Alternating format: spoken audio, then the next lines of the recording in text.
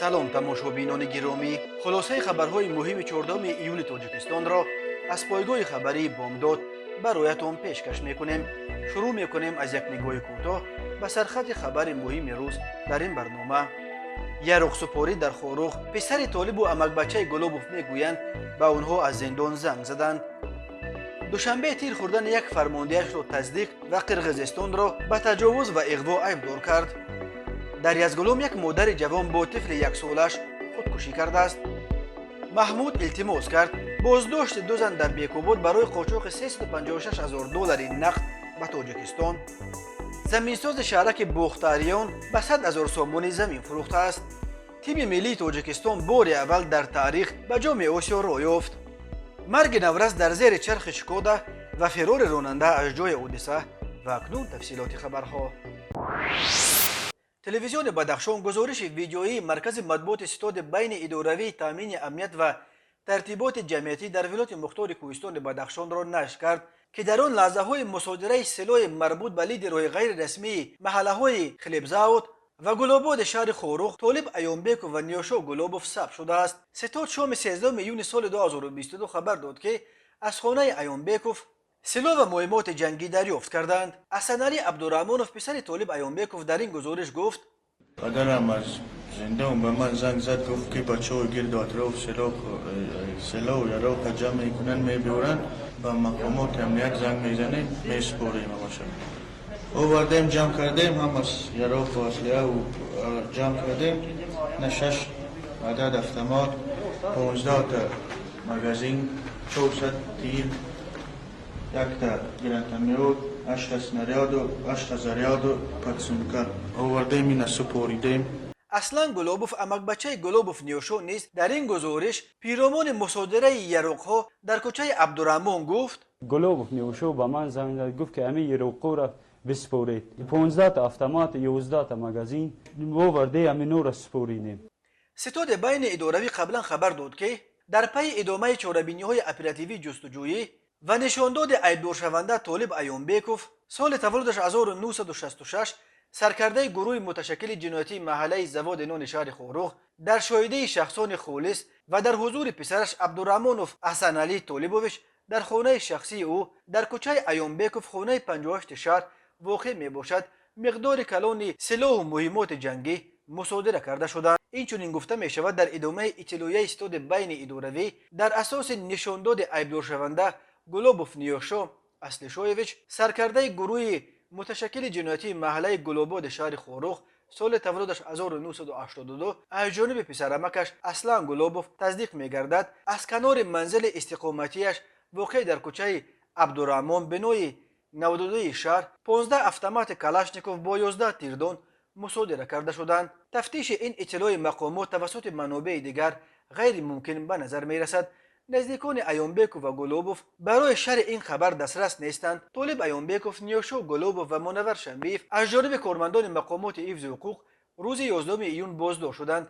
گفته میشد که آنها را برای صحبت به مقامات دعوت کردند ولی دیگر هیچ کدامش برنگشتند.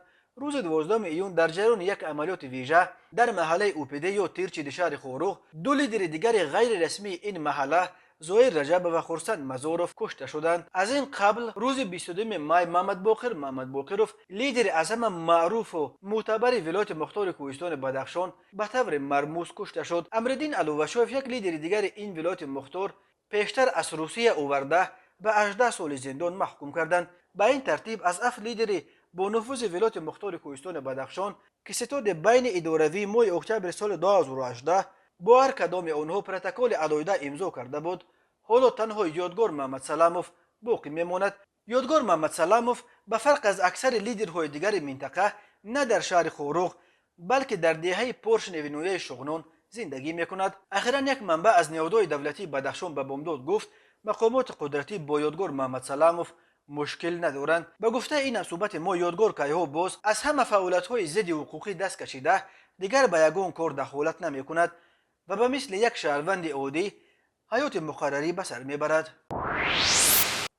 وزارت کارهای خارجی تاجیکستان در یک اظهارات مرزبانان قرقیزستان را مسئول تیرپرانی اخیر در مرز دو کشور نامید. بنابراین اظهارات صبح 14 ایون سال 2022 در منطقه مسئولیت دیدبانگاه سرحدی کیخ واقع در جماعت واروخ شهر اسفرای جمهوری تاجیکستان مناقشه مسلحانه نوبتی به وقوع پیوست. به خصوص ساعت 6:00 دقیقه به وقت محلی دیدبانگاه سرحدی مذکور از جانب خدمتیان حربی قرقیزستان با استفاده از یاروخ گروهی و مینامیدها به حمله ناگهانی گرفتار شد. در نتیجه این عمل تجاوزکارانه بی اساس کماندیر دیدبانگاه سرحدی کیخ جراحت برداشته به بیمارخانه جماعت دهات واروخ انتقال گردید. عین زمان وضع سلامتی او از حد وزنین ارزیابی می‌گردد. گفته می‌شود در اظهارات وزارت گفت در نتیجه گفت و شنیدهای فوری با تشبث جانب تاجیکستان میان نمایندگان سرحدی طرفا دایر شده ساعت 09:30 دقیقه به وقت محلی آتش بس میسر گردید. با در نظر داشت گفته‌های بالا جانب تاجیکستان با تأسف تاکید می‌کند که عملهای اغواانگیزانه قرقیزستان بر ضد تاجیکستان خصوصیت منتظم گرفتند. این عملهای غیر قانونی وضعیت در سرحد را تنها مشکل کرده به نگهداری فضای همدیگرفهمی و همسایگی دوستانه مساعدت نمی‌کند. تاجیکستان عملهای اغواانگیزانه خدمتیان حربی قرقیزستان را محکوم کرده از جانب قرقیزستان طلب می‌کند تا جهت پیشگیری چنین مناقشه‌ها در آینده چاره‌های بی تأخیر اندیشد. تاکید شده است در اظهارات وزارت کارهای خارجه تاجیکستان قبلا درباره علاقت یک مرزبان 26 ساله تاجیک خبرها رسیده بود، ولی وزارت در اظهاراتش در این باره چیزی نگفت. قبلا خدمات مرزبانی قرقیزستان درباره دو تیرپرانی خبر داد که یکی تقریبا در بین ساعت‌های 6:50 دقیقه تا 7:00 دقیقه و دومی بین از ساعت 7:50 دقیقه تا ساعت 8:10 دقیقه در موضع بلوغباشی نویه بادکند روی داده است. این موضع را در واروخ پول آفتابروی نام میبرند و قلمرو تاجیکستان میشمارند. بنا به فرضیه خدمات مرزبانی قرقیزستان تقریبا ساعت‌های 6:50 دقیقه در بلوغباشی از جانب پاسگاه مرزی تاجیکستان کیخ به سوی پاسگاه قرقیزی بلوغباشی تیراندازی کردند و جانب قرقیزستان نیز جواباً به طرف پاسگاه تاجیک‌ها تیر کشیده است. مرزبان‌های دو کشور موقع‌های جنگی گرفتند. نمایندگان مرزبانی دو کشور در ولایت بادکند و سوخت مذاکرات تلفنی دایر کردند. به جای حادثه سرداران واحدهای مرزبانی دو جانب سفربر شدند، ولی ساعت 7:50 دقیقه جانب تاجیکستان از نو با استفاده از گرانتمیادها و مینامیادها به تیرپرانی سر کرد. ساعت 8:10 دقیقه تیرپرانی قطع شد. آمده است در اطلاعیه خدمات مرزبانی قرقیزستان یادآور میشویم روز 3 ایون سال جاری در همین موضع پول آفتابرویه بین مرزبانهای تاجیک و قرقیز علاقه تیرپرانی شده بود. آن وقت جانب قرقیزستان از تیر خوردن دو مرزبانش خبر داد.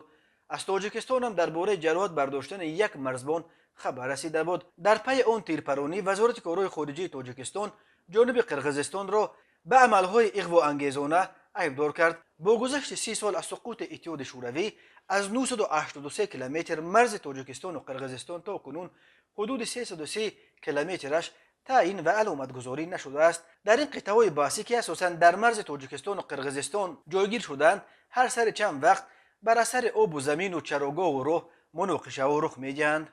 در پایان ماه اپریل سال 2021 در خونین‌ترین مناقشه در مرز تاجیکستان و قرقیزستان 55 نفر کشته و 240 کس دیگر زخمی شدند. از اول سال 2022 در چند درگیری در مرز این دو کشور که اساساً در مرز اسفره با بادکند رخ دادند 5 نفر از جنوب تاجیکستان کشته شده، بیش از 30 تن دیگر از هر دو طرف جراحت برداشتند. کمیته ایالت‌های فوق‌العاده تاجیکستان از غرق شدن با 3 نفر از جمله 2 کودک خبر داد. در یک مورد در یزگلوم یک مادر جوان خود را همراه طفل 1 سالش به دریا پرتافته خودکشی کرده است. بنا به اطلاع کمیته روز 13 ایون سال 2022 ساعت 17:30 دقیقه یک خانم جوان ساکن کوچه بوستانسرای نویه فردوسی شهر دوشنبه به قسم نوبداری کمیته ایالت‌های فوق‌العاده زنگ زده خبر داد که پسرک 6 ساله او در دریای کوفرنی‌ها غرق شده است. با دریافت خبر کارمندان نجات کمیته ایالت‌های فوق‌العاده به جای حادثه سفربر شدند. در عین زمان امدادگران به کارهای جستجویی ادامه می‌دهند. همچنین روز 13 ایون ساعت 12:10 دقیقه در ساحل دریای پنج در روبروی دهه دشتک جماعت وادخود نویه ونج جسد یک زن 20 ساله ساکن دهه بدون جماعت دهات یزگلوم نویه ونج را پیدا کردند. این زن هنوز روز 1 ایون خود را امرای پسرک 1 سالش به دریای یزگلون پرتافته خودکشی کرده بود. سبب خودکشی این جوان زن معلوم نیست. جستجوی طفلک 1 ساله ادامه دارد. کمیته اولت‌های فوق‌العاده 1 روز قبل خبر داد که روز 12 ایون سال 2022 یک ساکن 55 ساله دهه برواز نویه روشقله خود را به دریای شادره انداخته دست به خودکشی زده است. در خبر گفته شده است که اهالی دهه دست جمعی به جستجوی غرق شده افتادند و ساعت 15:50 جسد او را پیدا کرده به خویشاوندانش سپردند. سبب خودکشی معلوم نیست. هر سال در تاجیکستان تا 600 خودکشی و قصد خودکشی ثبت می شود. مشکلات اجتماعی و اقتصادی و جنجال‌های عائلوی سبب اساسی خودکشی در تاجیکستان نام برده می شود. کارمندان خدمات دولتی امنیت ازبکستان در ولایت تاشکند امروز با کارمندان گمرک و مرزبانی 2 زن را دستگیر کردند که می‌خواستند با روی قاچاق از طریق گذرگاه آسانگذاری کازارما در مرز بیکاباد ولایت سوخت مبلغ بزرگ اسعار خارجی را به تاجیکستان برند. خدمات دولتی امنیت ازبکستان ویدیو لحظه بازداشت این 2 زن و مصادره مبلغ بزرگ اسعار خارجی را نیز نشر کرد. در گزارش گفته می شود هنگام گفتگو به شخصی از زن 42 ساله ساکن شهر بیکاباد $166,000 آمریکایی و از شریک 28 ساله او $190,000 یافته شد. در عموم همچون دلیل شیعی از این 2 نفر $356,000 پول نقد گرفته شده است. معلوم شد که آنها با خواهش یک شهروند تاجیکستان با نام محمود از نفران ناشناس از شهر بیکاباد این مبلغ بزرگ اسعار خارجی را گرفته در درون لباس پنهان کردند و در عوض حق معین کوشش کردند که این همه پول را به تاجیکستان برند. در رابطه با این حادثه پرونده جنایتی گشودند و مقامات امنیتی ازبکستان حال تلاش دارند تا توسط راه اندازی چاره‌بینی‌های جستجویی شخصیت صاحبان اصلی این مبلغ بزرگ اسعار خارجی را معین کنند.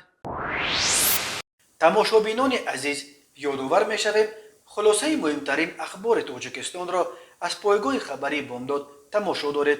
برنامه را ادامه می‌دهیم. مرکز مطبوعات اگنتی مبارزه با کروپسیون تاجیکستان روز 13 ایون سال 2022 از انجام تفتیش پیشکی و در پی تصدیق فکر عیبدارکنی به دادگاه سپردن پرونده فیروز اسانوف زمینساز جماعت شهرک باختریان نویه کوشانیان خبر داد. او بر اساس قسم 4 ماده 247 و ماده 338 علاوه 1 کودکس جنایتی تاجیکستان به قلابی و فروش غیر قانونی قطع زمین عیبدار می شود. اسانوف فیروز رحمتوویچ که در وظیفه سرمتخصص مهندس زمینساز جماعت شهرک باختریان نویه کوشانیان کار کرده در دوام فعالیت کاریش با روی فریب و سوء استفاده باوری در 3 ولایت از شهروندان مبلغ عمومی 100,000 سومانی گرفته به منفعت شخصیش استفاده نموده است و به آنها غیر قانونی قطعه زمین جدا کرده داده است. گفته می شود در اطلاعیه اگنتی وابسته به حالت مذکور نسبت به اسانوف فیروز رحمتوویچ بر اساس ماده های 247 قسم 4 بند ب و 338 علاوه 1 قسم 2 بندهای ا و کودکس جنایتی جمهوری تاجیکستان پرونده جنایتی آغاز کرده شده.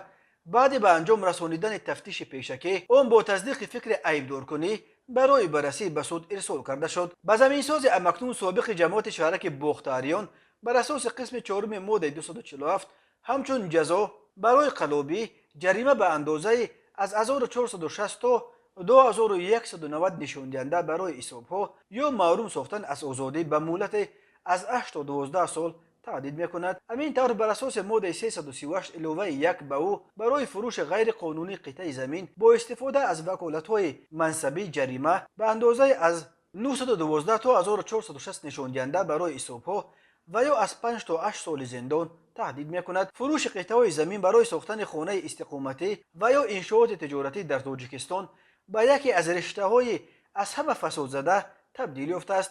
رئیس کمیته دولتی اداره زمین و گردش تاجیکستان عارف خواجه‌زاده نیز در یک نشست خبریش اعتراف کرد که زمین امروز در تاجیکستان موضوع بحث رقم 1 شده است. هر سال در تاجیکستان دهها منصبدار را هنگام گرفتن پوره در عوض وعده جدا کردن قطع زمین به شهروندان دستگیر میکنند، ولی تجربه سودی در تاجیکستان نشان میدهد که منصبداران برای زمین فروشی به دست افتاده در اکثر موردها با پرداخت جریمه از جوابگری خلاص می شوند. نهایت این فرصت فرا رسید.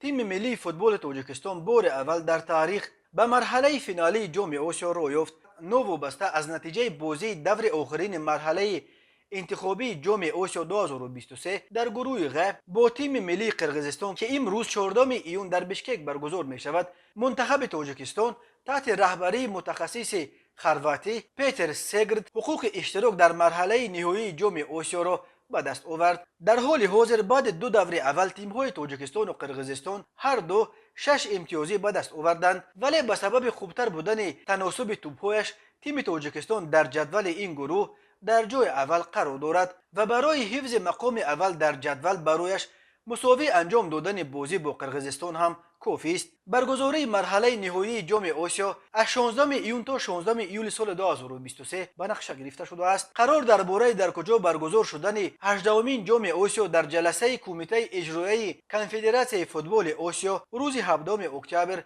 قبول می شود. تمام مخلصان فوتبال تاجیک را به مناسبت برآمدن تیم ملی تاجیکستان به مرحله نهایی جام آسیا 2023 تبریک میگوییم. طبق معلومات کمیته ایالت‌های فوق‌العاده تاجیکستان روز 13 ایون سال 2022 در دهه غژن جماعت دهات ورزاب قلعه نویه ورزاب بنابر سبب باریدن باران زیاد در کیلومتر 32 لایقه و سنگ و شغل فرآمده موقتا راه بسته گردید.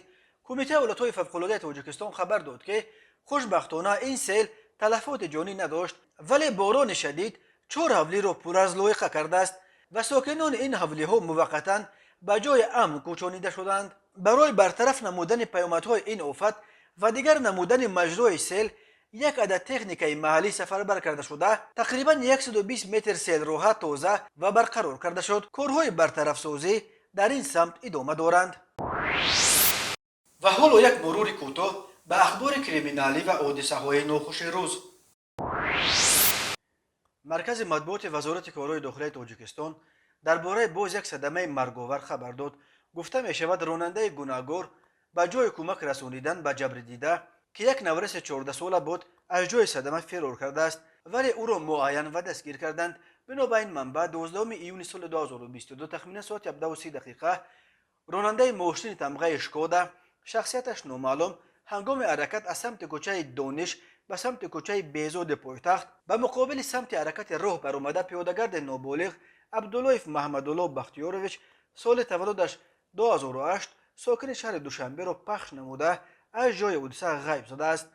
در نتیجه نورس عبداللهیف جراحت وزن جسمانی برداشته هنگام به بیمارخانه دسترس نمودن در راه به هلاکت رسیده است. ضمن گذرانیدن چاره‌بینی‌های اپراتیوی جستجویی از جانب کارمندان میلیشیا راننده ماشین ذکر گردیده نورخ مولانا میرالیویچ سال تولدش 1993 ساکن شهر بختر دستگیر کرده شد. اوید به این حالت تحقیقات ادامه دارد. راننده بر اساس قسم دوم ماده 212 برای ویران کردن قاعده‌های حرکت راه و استفاده واسطه‌های نقلیات که از بی احتیاطی باعث مرگ انسان و رسانیدن ضرر وزنی به سلامتی انسان گشته است همچون جزا از 3 تا 5 سال زندان تهدید می‌کند. راه‌های تاجیکستان از لحاظ صدمه‌ها پرخطر دانسته می‌شوند. بنا به آمار رسمی وزارت کارهای داخلی تاجیکستان سال 2021 بر اساس 1102 صدمه نقلیاتی در راه‌های جمهوری 395 نفر به هلاکت رسیده 1218 نفر جراحت جسمانی برداشتند. مرکز مطبوعات وزارت کارهای داخلی تاجیکستان روز 14 ایون سال 2022 خبر داد که هفته گذشته شبانه در یکی از کوچه‌های پایتخت شهر دوشنبه یک جوانزن 24 ساله را کور زدند. بنا به این منبع به شعبه وزارت کارهای داخلی یک در نویه شومنصور با عریضه زن 24 ساله ساکن شهر دوشنبه مراجعت نموده خبر داده است که شب 9 ایون سال 2022 تخمینا ساعت 02:00 در کوچه مشعل پایتخت مرد 34 ساله ساکن نویه رودکی به یگان اساس او را دشنام داده با کورد یک مرتبه در قسمت دست راستش زده است. در نتیجه جبر دیده جراحت وزن جسمانی برداشته در بیمارخانه بستری گشته است. سبب به جوانزن با کورد عمله آوردن ساکن رودکی هنوز معلوم نیست. وزارت کارهای داخلی درباره این حادثه تفصیلات دیگری نداده، تنها خبر داده است که اوید به این حالت تفتیشات ادامه دارد. تماشابینان عزیز و گرامی، این بود مرور به خلاصه چند خبر مهم امروز تاجیکستان. خبر و گزارش‌های بیشتر از تاجیکستان و درباره تاجیکستان و اطراف آن را در سامانه پایگاه خبری بامداد در این نشانه پیگیری نمایید: www.bomdad.com. خوش باشید.